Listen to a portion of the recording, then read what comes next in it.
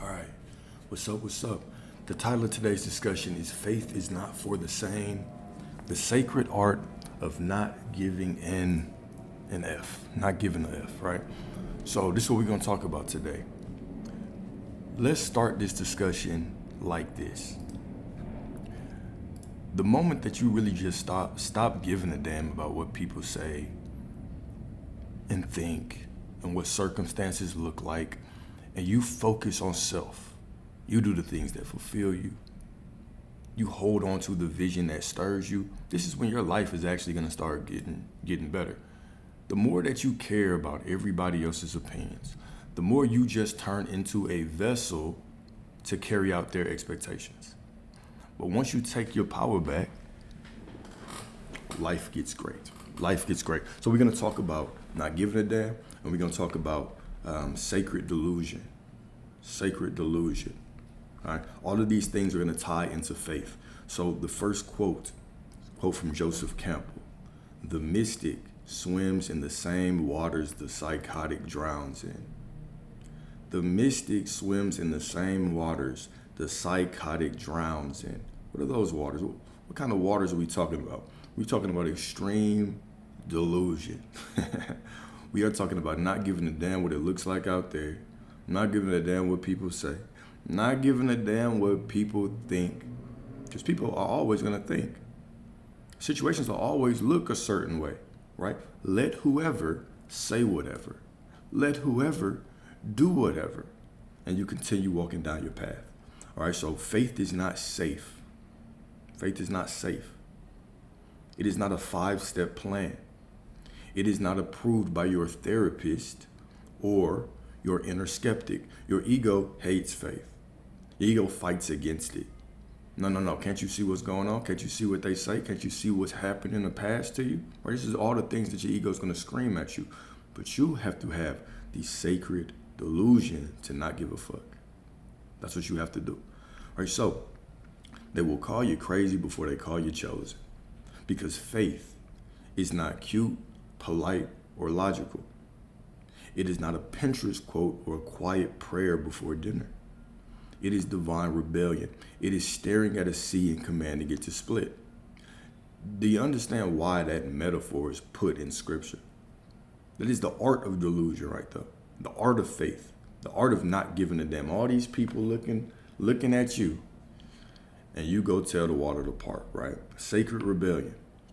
It is building an ark with no rain in sight, walking into fire, expecting not to burn, walking into the external circumstances, expecting not to burn, building your dream, holding on to your vision when everybody calls you crazy. These are metaphors. We're talking about this from a purely metaphysical sense. Think about that. Think about that, right? Noah was building an ark while everybody was looking at him crazy, then they ass drowned. The same way you were building your prosperity and everybody's like, what the hell is you doing? What you mean be positive? And then you build your ark and everybody else drowns. Forget them. Let them argue for their own limitations, right? You can help them when the prosperity is flowing. You can go back and help them. But right now you live in your own world. The sacred art of your delusion, the sacred art of faith. Okay? Faith is not for the sane. It is for the wild ones. It is for the ones who embrace delusion, for those whose vision is too large for this world, whose trust outruns their senses. Whose trust outruns their senses. And whose hearts have been branded by something eternal.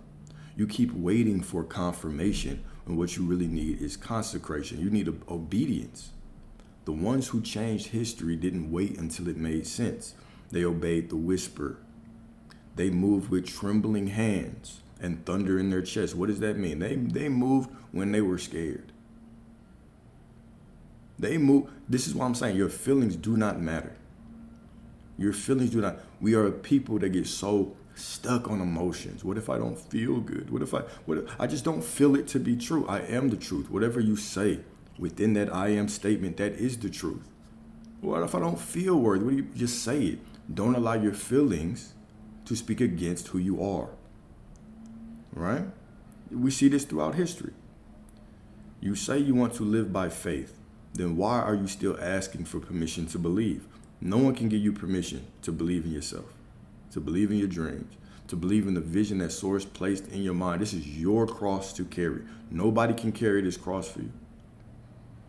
Another metaphor, carrying the cross. You feel like you're getting your ass beat by the external circumstances. People are going to tell you, I told you so.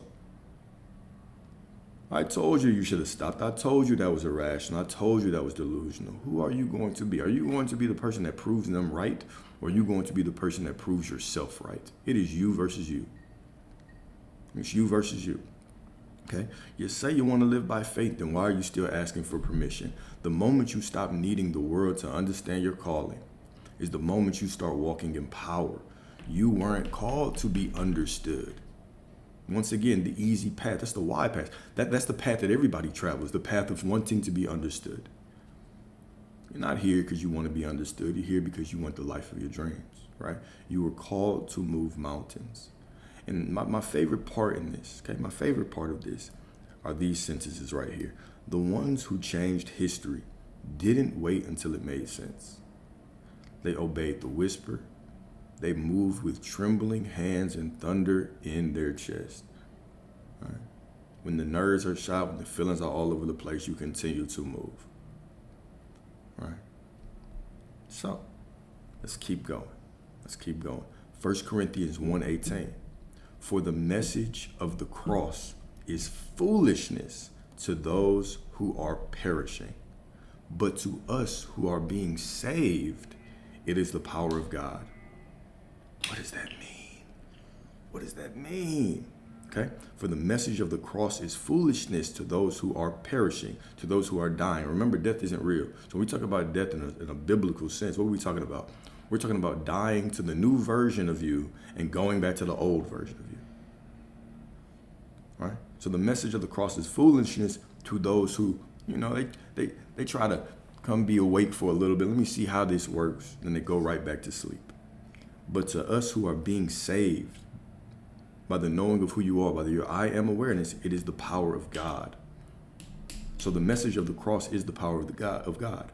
Let's break that down even further. They mocked him as he hung there, bleeding, bruised, abandoned. To the world, it looked like defeat.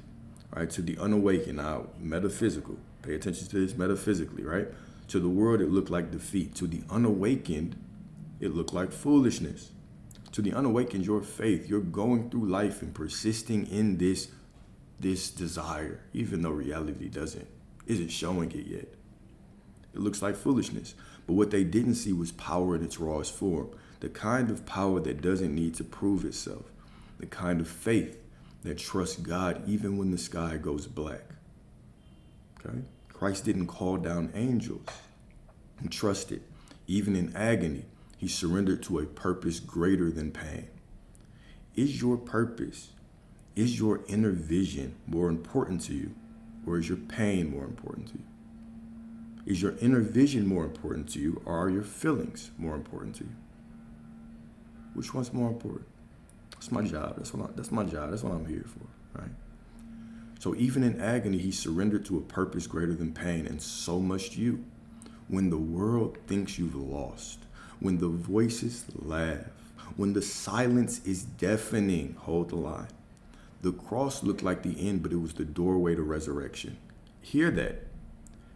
That was a very powerful statement right there. The cross looked like the end. The bills piling up looked like the end. That person blocking you looked like the end, but it was the doorway to resurrection.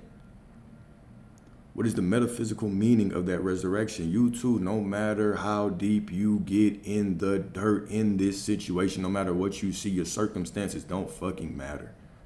Your feelings don't fucking matter. You too can be saved. You understand that the God within you is a God of suddenly. It's a God of all of a sudden. It's a God of one day this and the next day this. One moment this and the next moment I had everything. One moment it was all falling apart, and then I got that call, and then that thing came, and then everything. This is the source within you. One moment there was nothing, and then the next moment let there be light. Boom. This is the source that you have within you to create universes out of nothing. Okay? So, let's go to that again. When the world thinks you've lost, when the voices laugh, when the silence is deafening, hold the line. Don't care what it looks like. You are in the end. Go to the end and stay there. Go to the end and sit your ass down. You already have it. Go to the end, I already have it, and sit your ass down there and do not leave. The cross looked like the end, but it was the doorway to resurrection. Right? A lot of us, right? I'll get these comments, and we've talked about this, right? Because this is my job, right? Is to hold you, is to see you in your ideal form, and to remind you when you are limiting yourself. What do I do if the situation looks unfavorable? It's just the middle. Stop acting like it's the end. It's still unfolding for you. Go to the end and stay there. Sit your ass down in the end. Sit your ass down in the end. All right? In fact, some of y'all need to walk around with a little card in your pocket. Maybe you need to tattoo it on your palm. So every time you complain and you just see, oh shit, you're right. Stop acting like it's the end. It's just the middle. Let me go to the end and sit my ass back down there. I already have it. Okay? So your darkest hour is not your burial. It is your becoming. Trust like Christ. Bleed if you must, but do not bow. Do not give up. Do not bow. Do not give up. Okay? Quote by Thomas Merton. Madness, all right? Madness is not a state of mind. Madness is not a state of mind, but a state of surrender to a truth too large for the world to accept. What is madness? What is delusion? What is this sacred delusion that we are talking about? This is surrendering to a vision that's too big. I don't have to explain what I see.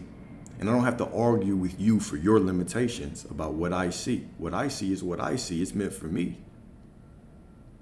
It is for me. All right? It is for me. All right? So then back to that first quote. Joseph Campbell, the mystic swims in the same waters the psychotic drowns in.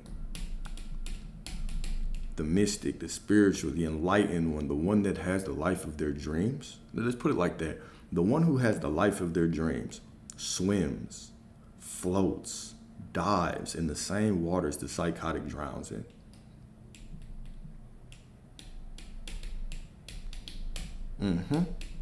I know, it's a profound statement. The ones who have the life that they dream of, they swim in the same waters the psychotic drowns in. Your delusion is holy, it's sacred, okay?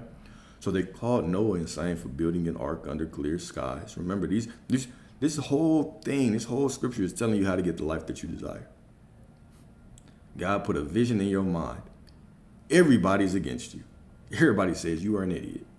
Sit your ass down. What you talking about? Bro, be realistic.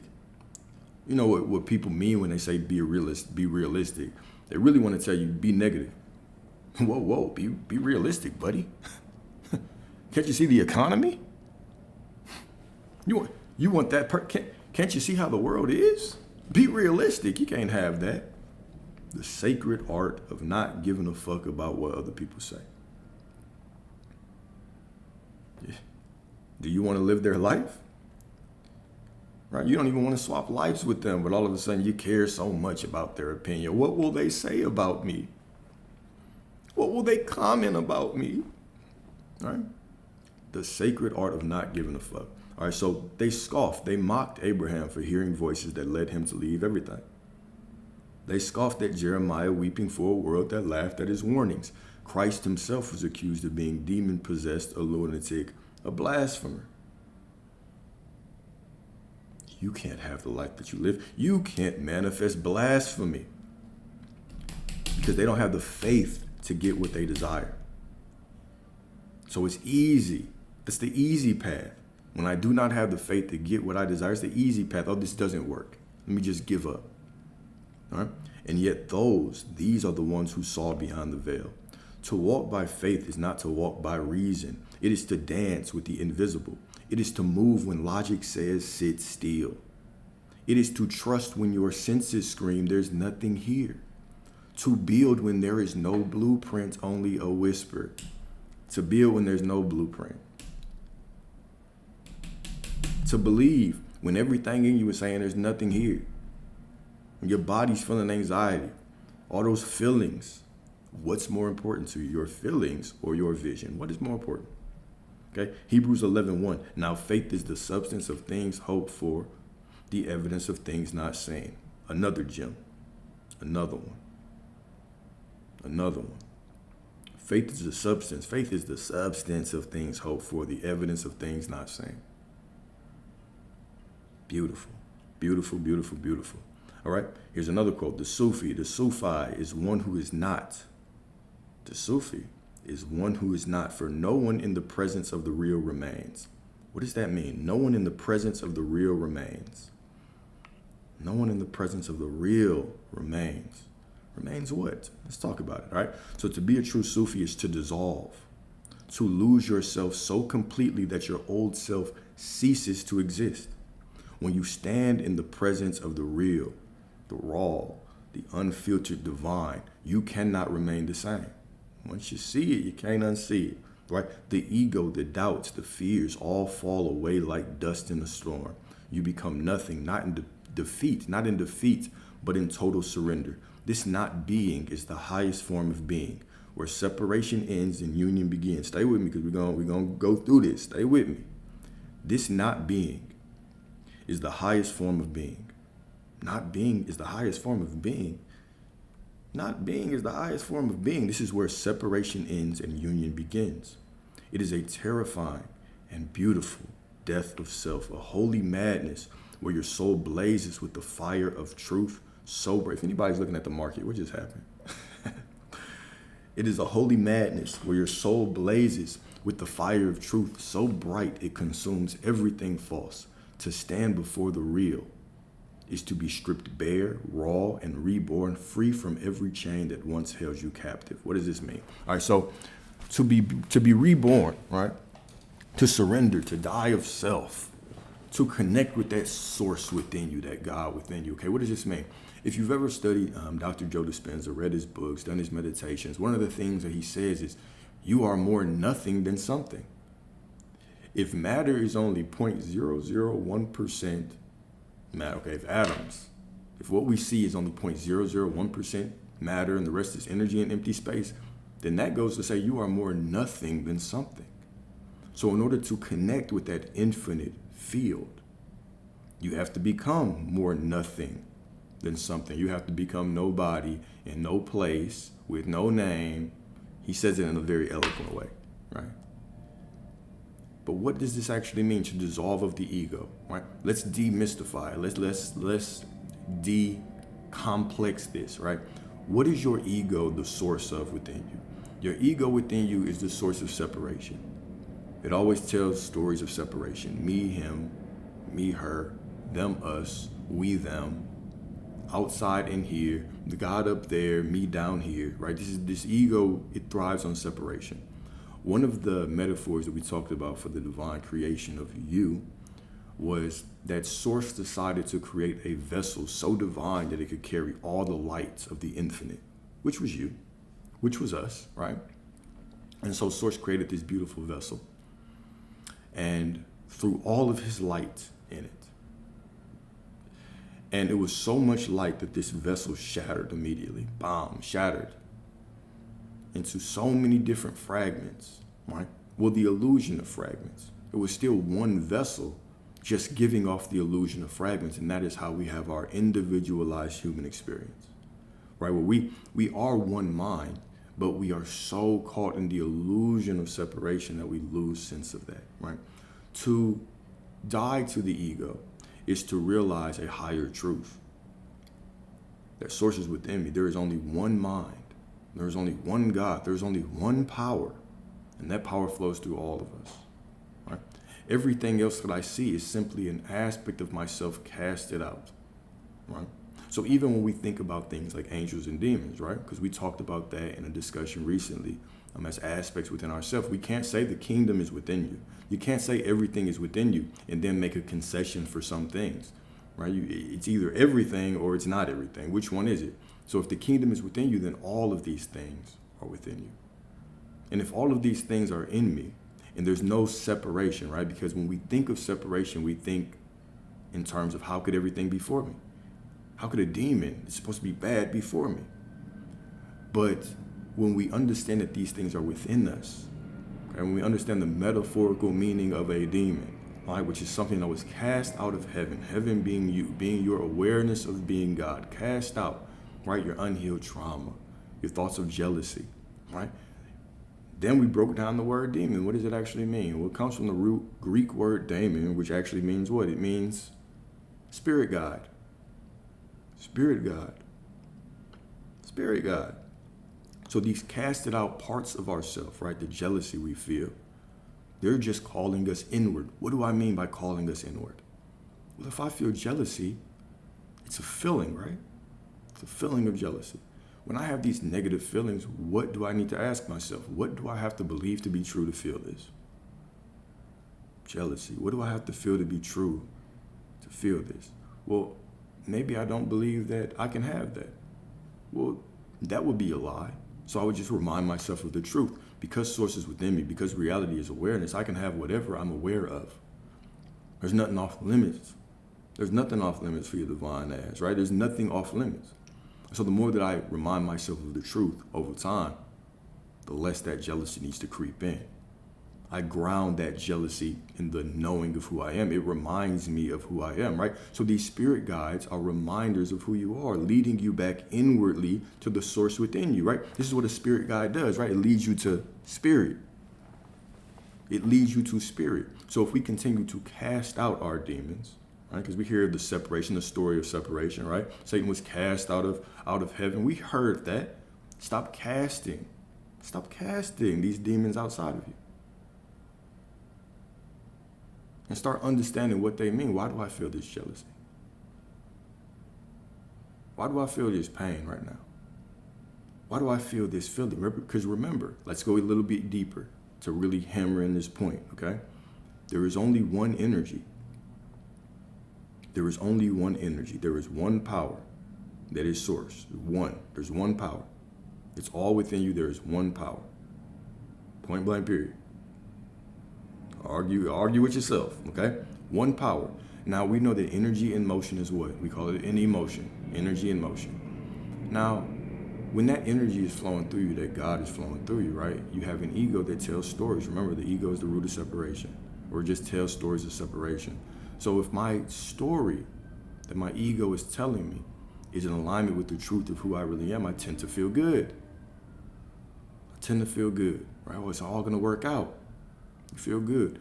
But when it's against the truth of who you are, then we could say it feels bad. So really, we could break down emotions into two categories. It feels good, it reminds you of who you really are, or it reminds you of who you're not.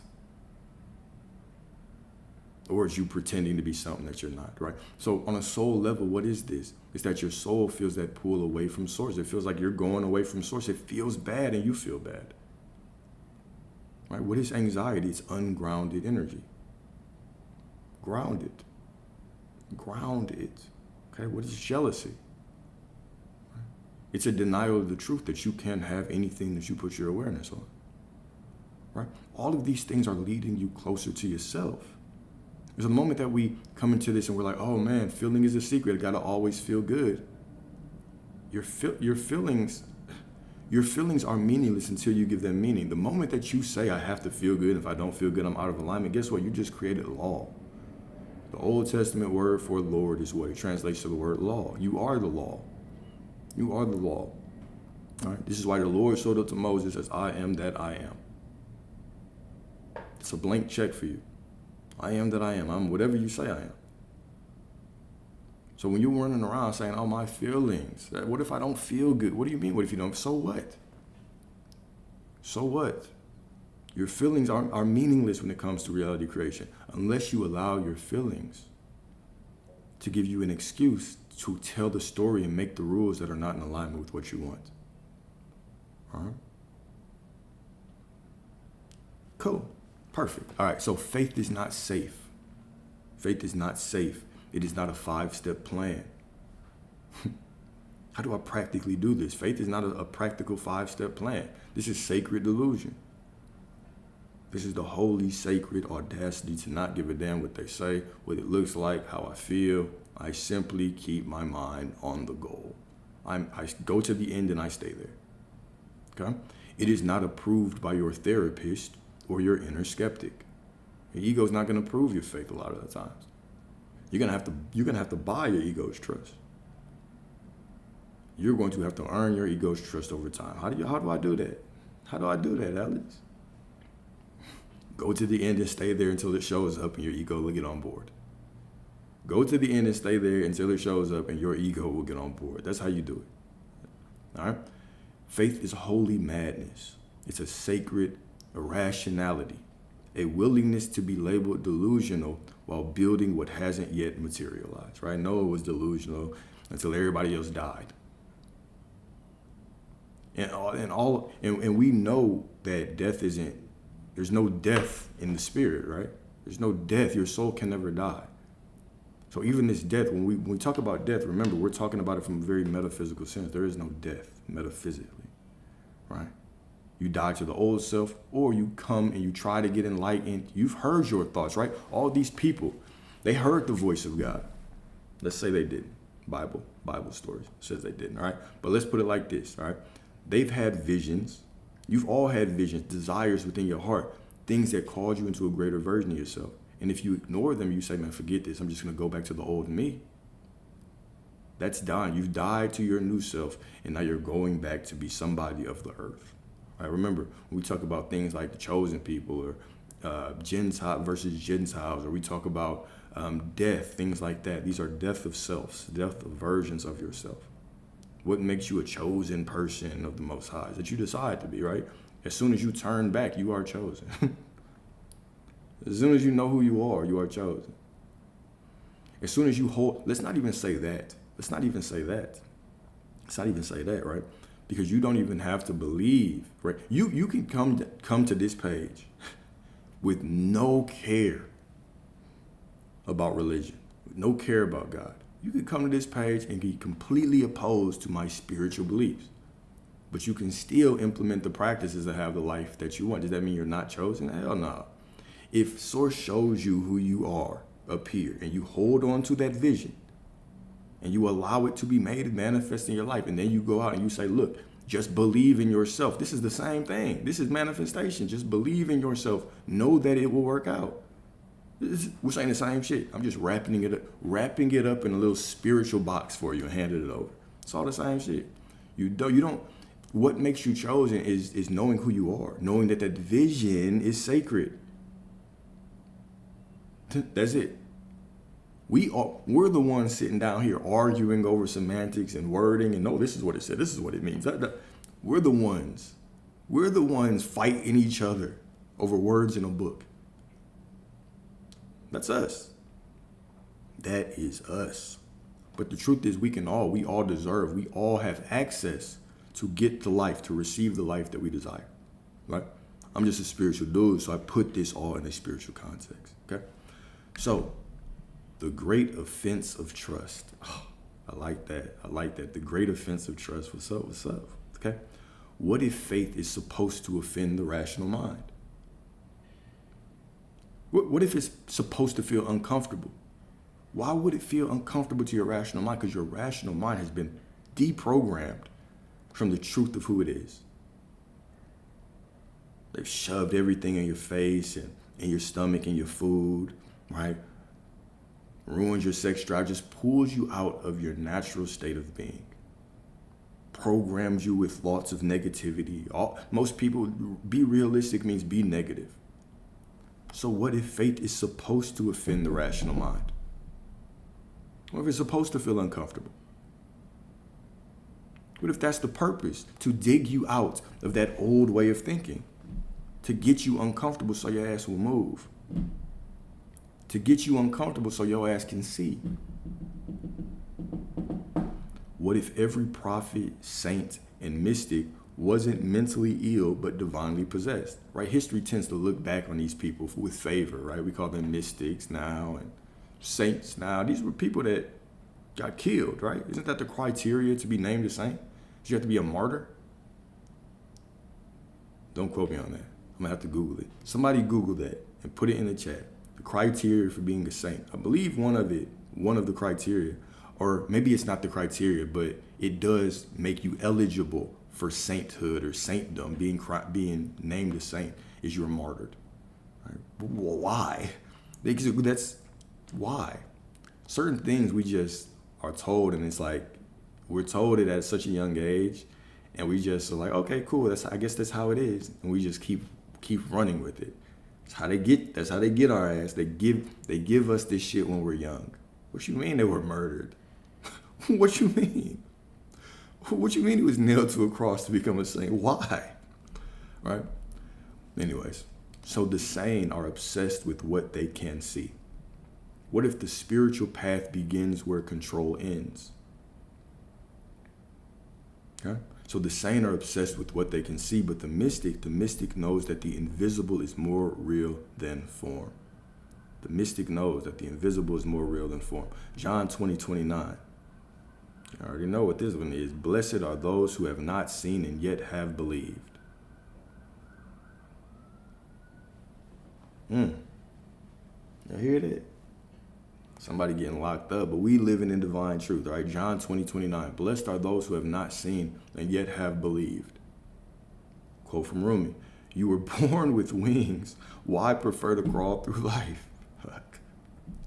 You were born with wings. Why prefer to crawl through life? Okay. And then quote from Victor Hugo. All right, here we go. This is a quote right here. This is a bar. The soul has illusions as the bird has wings. It is supported by them. Your soul is supported by the illusions or the delusions of grandeur within you. The soul has illusions as the bird has wings.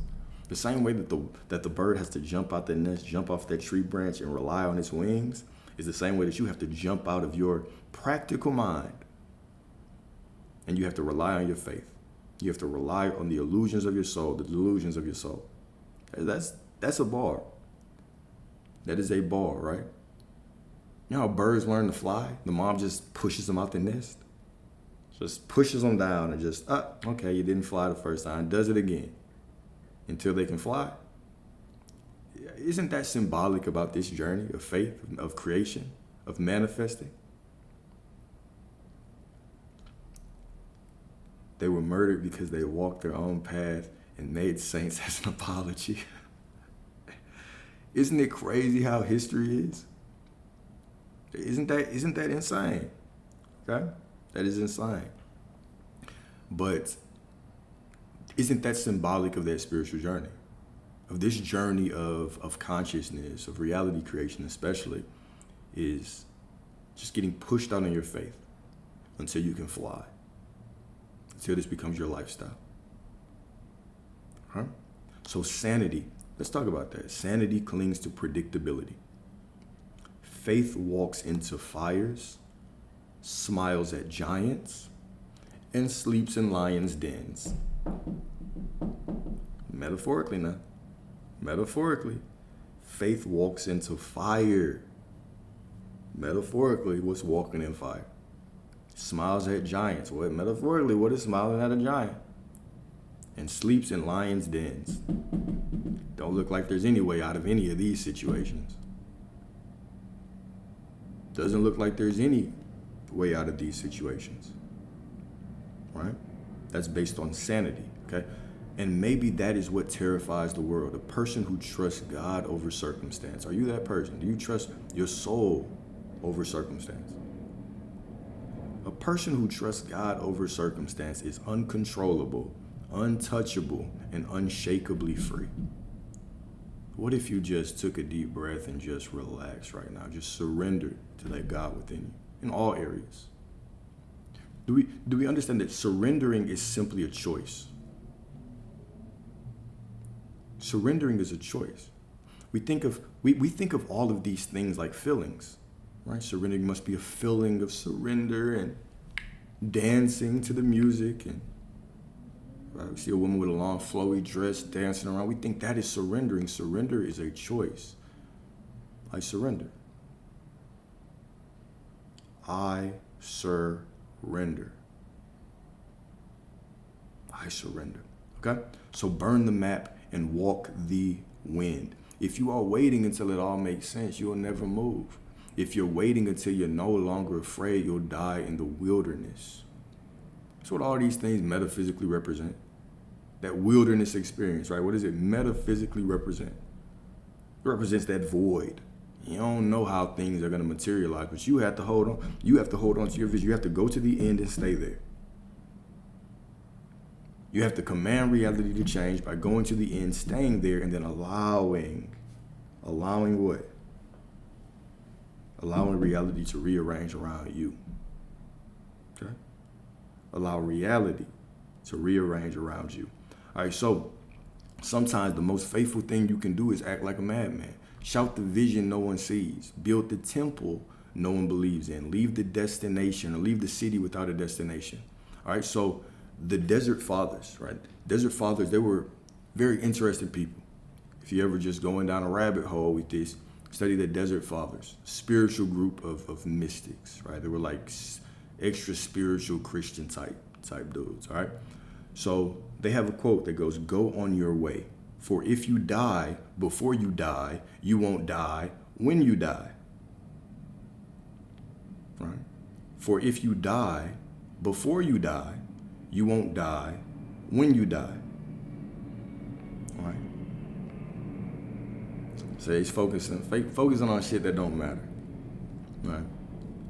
This is the call to die now, not to your body, but to the illusions, attachments, and fears that chain your soul to suffering. To die before you die means to surrender your ego, your need for control, your desperate clinging to comfort and identity. It is a radical letting go that breaks the cycle of bondage. So when the inevitable physical death comes, it is no longer a terror, but a release and awakening. Those who refuse this inner death remain slaves to pain and illusion, trapped in endless cycles of fear. But those who embrace this holy death live free now, unshackled, unafraid, and ready to meet the ultimate transition with open arms. The true resurrection begins with the death of self while still alive, right? This is the meaning of the resurrection.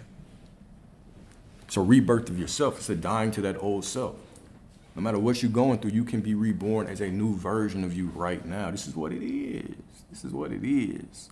All right. One of my other favorite quotes, the spiritual, the mystic, right? Is not afraid of death because they've died 1,000 times. How often do you die? Right? You die to old versions of you all the time. You die to old versions of you all the time. Right? When you break up, there's a version of you that's attached to that person, sees the rest of your life with that person. You die to that version of you. When you lose a job, there's a version of you that might have wanted to be there longer. At one point in time, saw the rest of your life there. Right? Whether it was just a version of you that just worked there and hated this shit, right? That version of you dies now. You rebirth a new version of you. We're always rebirthing ourselves, right? Family member passes. There's a part of you that thought that they could not see the end of their life, right? And so we have these spiritual deaths all the time, but there's also the death of you, the version of you that identified with lack. The version of you that was always, focused on external circumstances.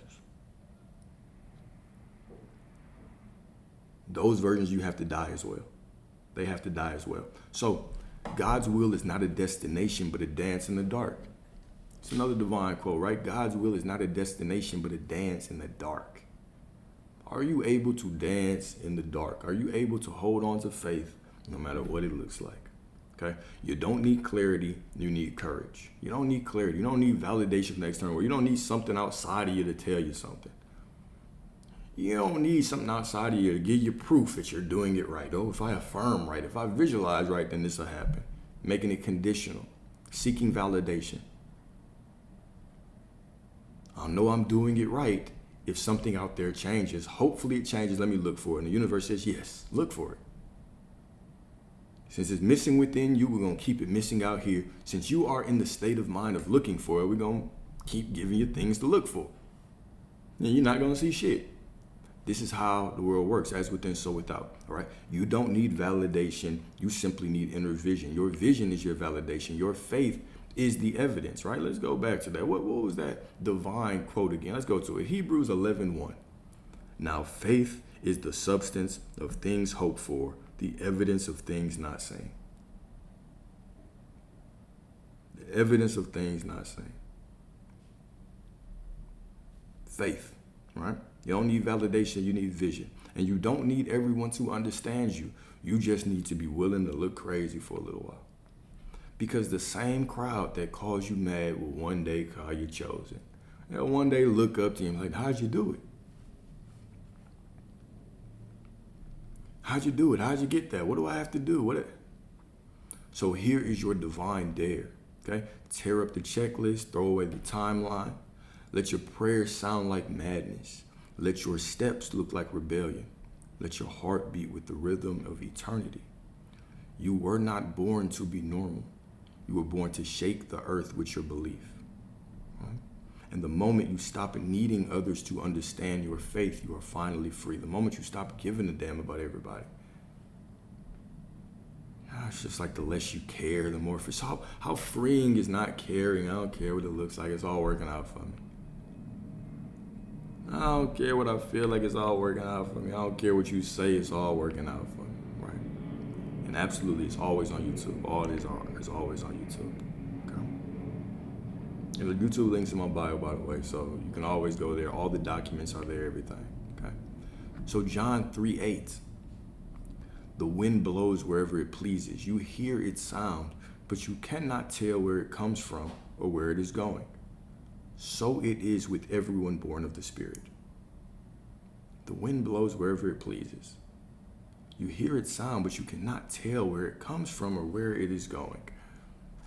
So it is with everyone born of Spirit. Let's break it down. The wind is wild, untamable, and mysterious, just like what? The ways of the divine. It moves beyond human control. My ways are greater than yours, flowing unseen yet powerfully felt. We hear its whisper, sense its presence, but its origin and destination remain hidden. This is the nature of the Spirit within us. Those born of the Spirit are not bound by predictable paths or rigid plans. What if it looks unfavorable? Let's read that again. Those born of the Spirit are not bound by predictable paths or rigid plans.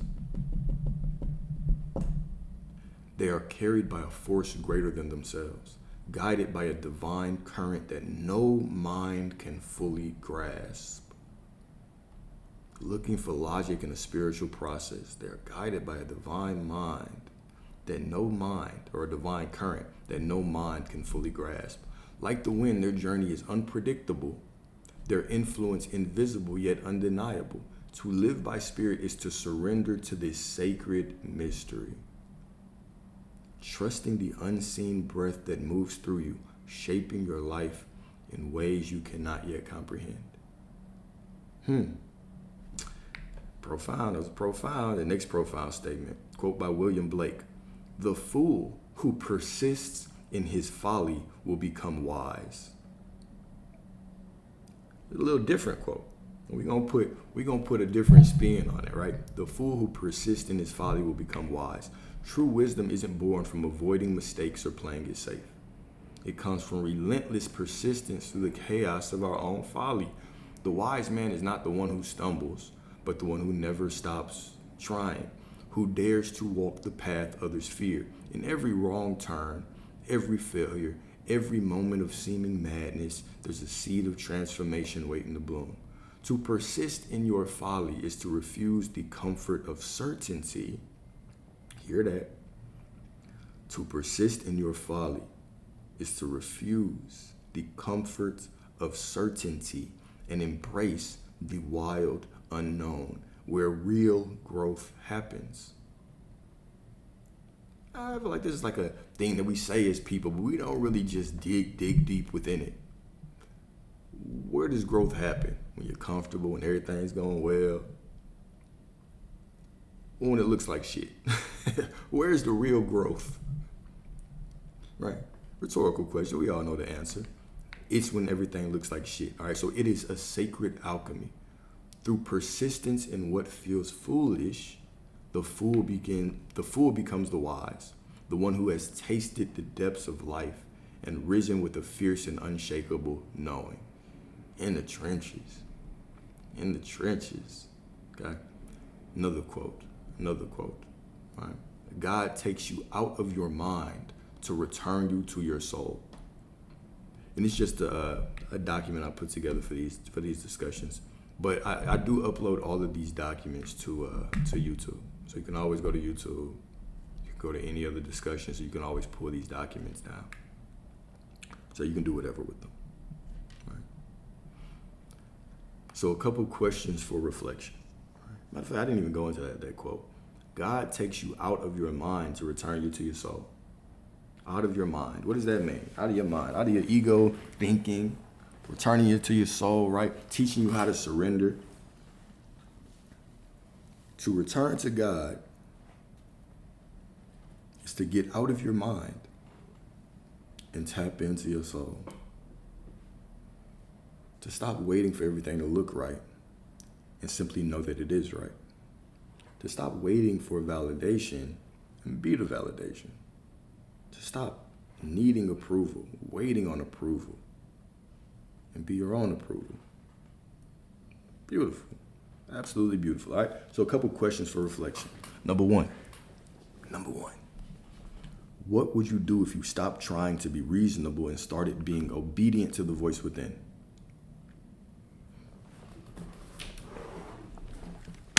Let that one simmer for a little bit. All right. What would you do if you stopped trying to be reasonable?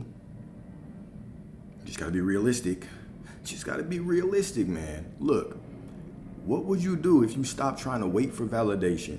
Wait for people to tell you the 5-step path. Like we talked about earlier, right? Faith is not a 5-step plan. It's not approved by your therapist. It's not approved by that inner skeptic within you that needs more proof. Show me I'm affirming right. Show me I'm being right. Faith is simply going to the knowing that you are doing it right. Do you understand that this is what manifestation is at its core? It's you making a decision that whatever you do is right. It's you making the decision that reality is changing. That's all it is. It's a decision. Because this is who I am now, this is what reality is now. Point blank, period. That's what it is. Everything else is just a little extra fluff to help you understand it more. There's no power in your affirmations. Every word that you speak is an affirmation. Do you hear that? Everything that you say is an affirmation, not just when you're actively saying the shit and reading it off into the mirror. Everything that you say. All right, number two. Who or what are you waiting on to believe what God already showed you? Who or what are you waiting on to believe what God already showed you?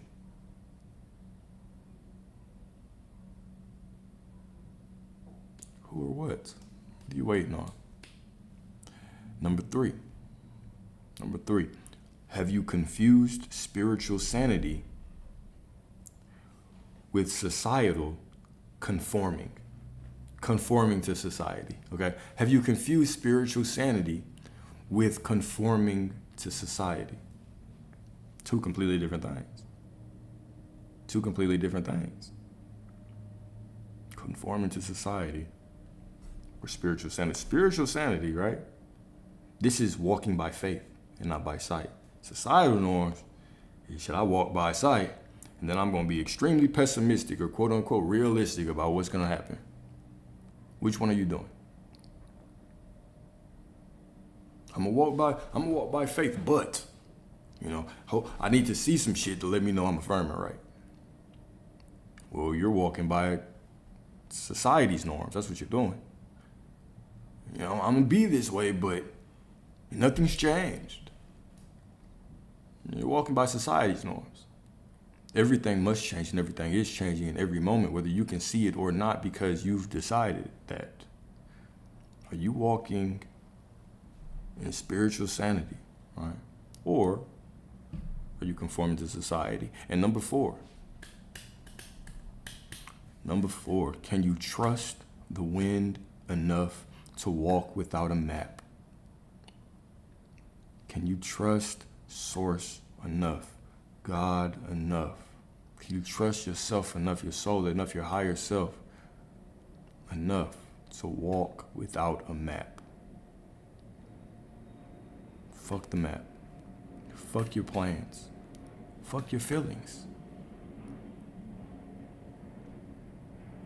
Is your faith strong enough to continue walking no matter what you see, no matter how you feel? Or do you prefer to take the path of everybody else walking around this world that does not have the life that they want? Which one are you?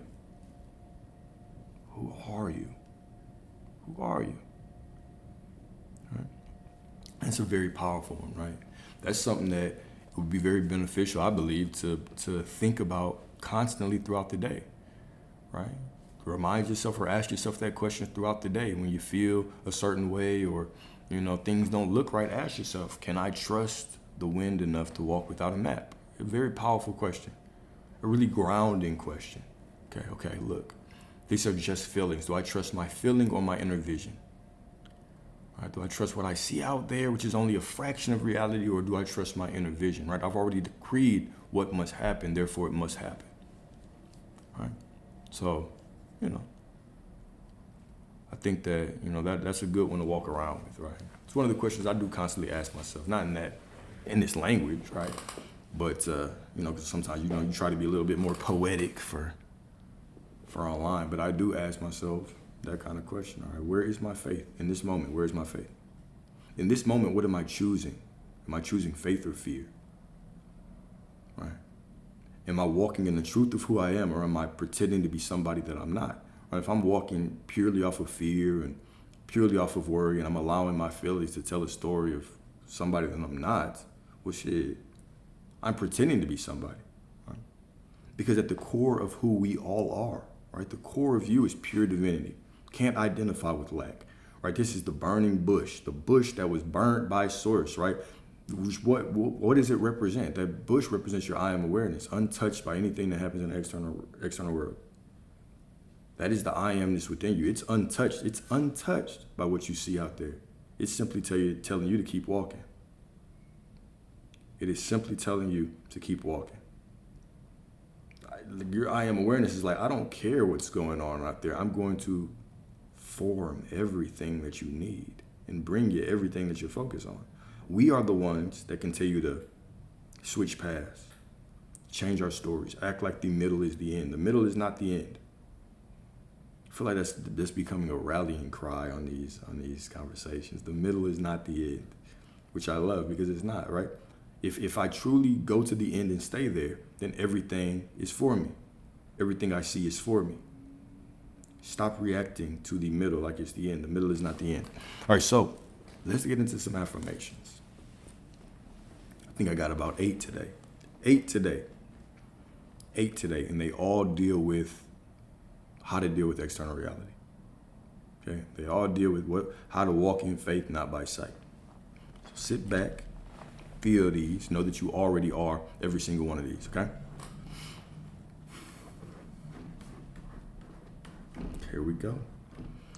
I do not need permission to be who God already declared that I am. I walk like I am sent, not to please, but to fulfill. To fulfill what? To fulfill prophecy. I don't need permission to be who God already declared that I am. I walk like I am sent, not to please anyone, but to fulfill prophecy. Every step that you take fulfills prophecy. What kind of prophecy are you speaking? What kind of prophecy are you speaking and casting into the future so you can confront it? Okay. All right, number 2. I do not flinch at circumstances. I live by divine knowing. What I carry is eternal, while circumstances are temporary. One more time for your divine mind, all right? I do not flinch at circumstances. I live by divine knowing. What I carry is eternal, while these circumstances are temporary. Beautiful, beautiful, beautiful, beautiful, beautiful. All right, next. This was short and sweet, to the point. I trust the God in me more than the noise around me. Another bar. Another bar. I might give your boy a Grammy. You feel me? I trust the God in me more than the noise around me. Profound, right? Straight into the point. Another thing to ask yourself as you're going through life, what am I trusting? Am I trusting the circumstances? Am I trusting the external reality, which is just a meaningless reflection of me until I declare what it is? Or am I trusting the God within me? Am I trusting me? Am I trusting source? Do you understand you're commanding reality with your words? I know it sounds crazy to say, what do you mean I'm commanding reality? Let's put it in a more triggering way. Do you understand that you are commanding God when you speak? You're giving God commands on how to change your reality. We do say it in an easy way. Your words bend the universe. The universe bends to your will. Doesn't sound as triggering. But we can say the same thing. Your words give orders to the divine within you. Reality is finished. Every outcome exists already. It is your words that move the world. It's you. It's you. Right? Heresy. Right? So next affirmation. I release the need to be understood.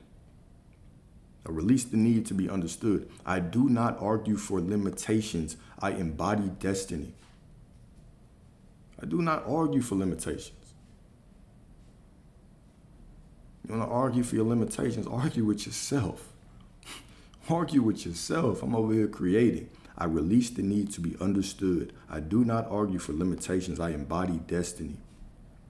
You are the miracle that you've been waiting for. You are the savior that you've been waiting for. There's nobody coming to save you, but that's perfect because you are the savior. You are the prophet of your life. Matter of fact, you're the only prophet in your reality. As you speak, the world moves.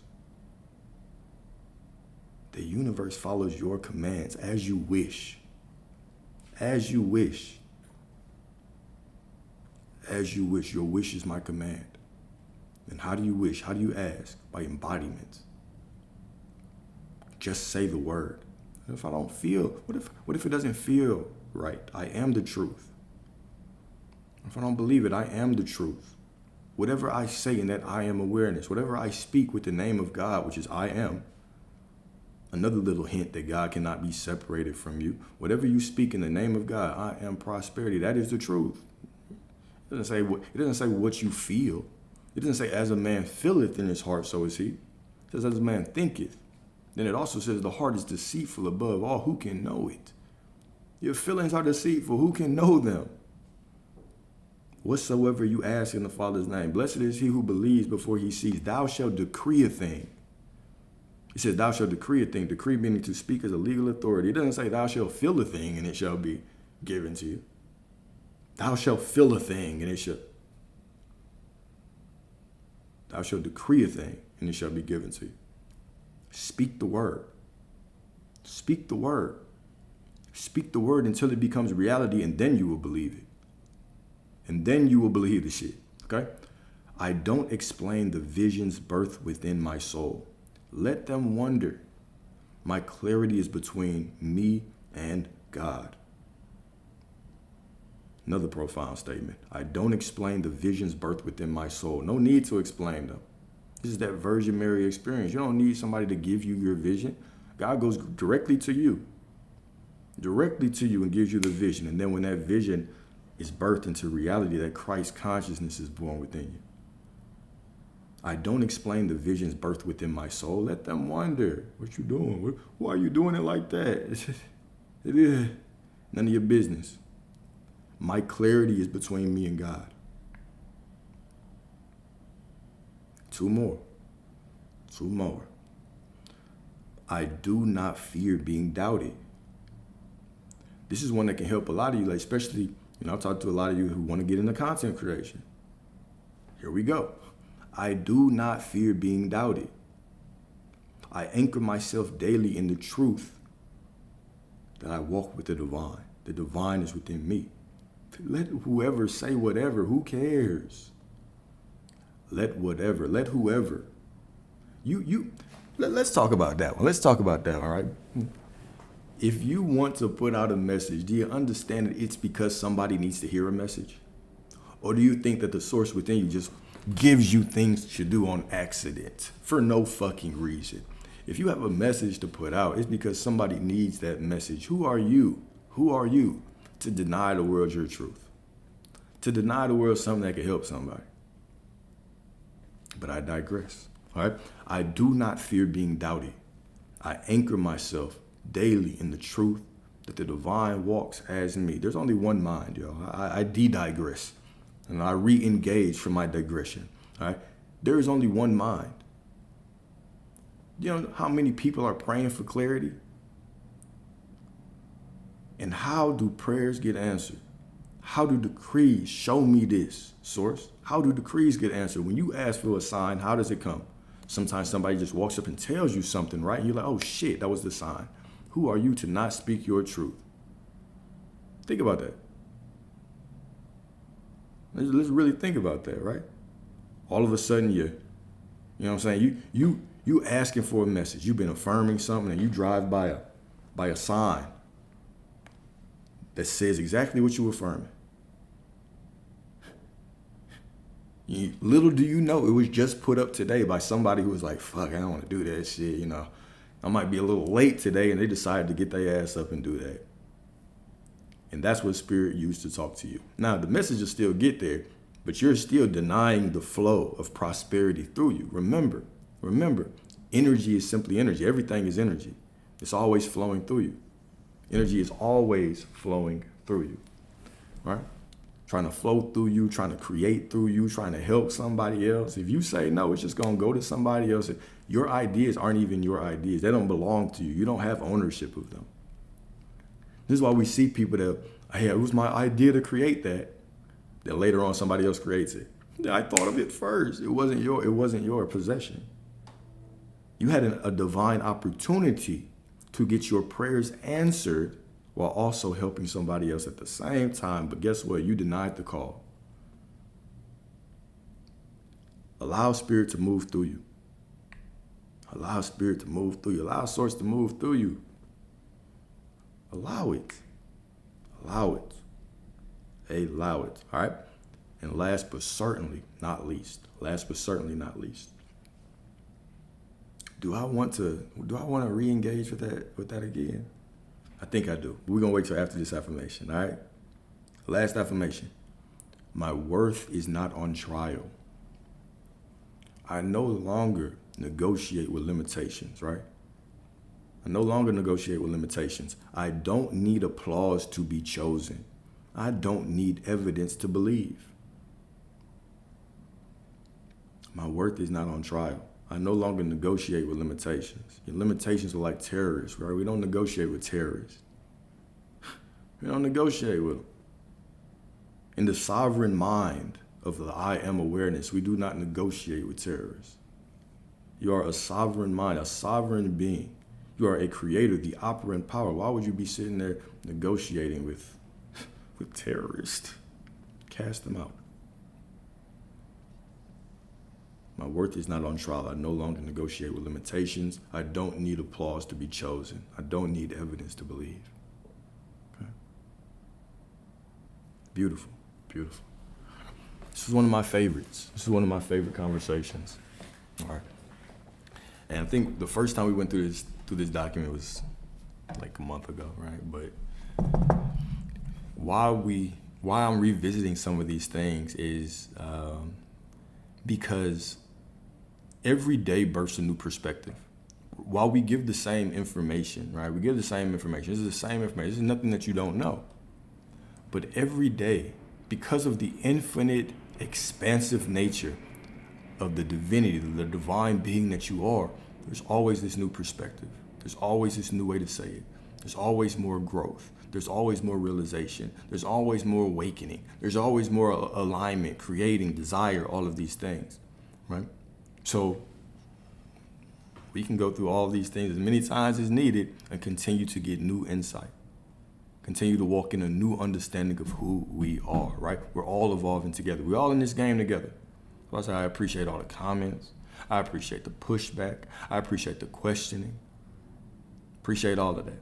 Right? Even the negativity, right? We clarify certain things that, if they, if it's an honest rebuttal, just from a pure place of, not agreeing or whatever, if that helps to drive home the points, right, to help you get to the path that you want, then we'll take that detour if needed, right? But otherwise, if it's combative, we're trying to argue about something that doesn't matter, then we move on, right? Move on together, right? And then it's another thing, right? I appreciate, us not engaging with people that just jump in for no reason, right? If it makes sense, cool. If not, it is what it is. So let's do questions for a little bit. Let's go through questions. If y'all have any, you can talk through questions for a couple more minutes. You got about 10 more minutes. And then end this one for today. My bad. Yeah, let me open that chat up. My bad, y'all.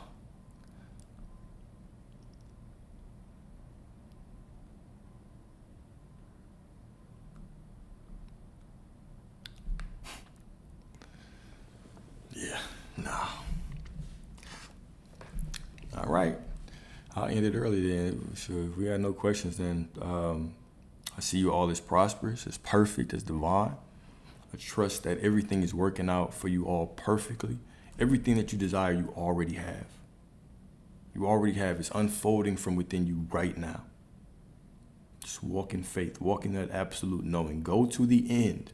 I have it, and stay there. Stop reacting to the middle like the end. The middle is not the end. Stay in the end. Stay to the end, okay? Or stay in the end. Until next time, I'll probably be back on this evening after I do a little bit of work. Check the market, see what's going on this afternoon. I saw a couple of Trump tweets, so I'm going to check those out. But y'all have a blessed one, right? Until next time, God willing. Peace.